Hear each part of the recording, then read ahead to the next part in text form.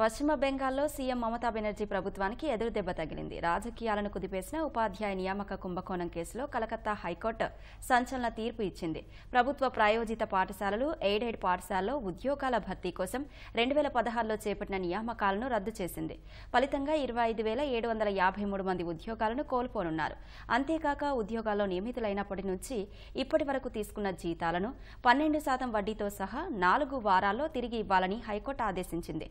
కొందరు ఓఎంఆర్ షీట్లు నింపకుండానే సమర్పించి అక్రమంగా ఉద్యోగాలు సంపాదించినట్లు ధర్మాసనం పేర్కొంది. ఉద్యోగాలు కోల్పోయిన వారి దగ్గర నుంచి డబ్బు వసూలు చేయాల్సిన బాధ్యతను జిల్లా కలెక్టర్లకు అప్పగిస్తూ ఉత్తర్వులు జారీ చేసింది.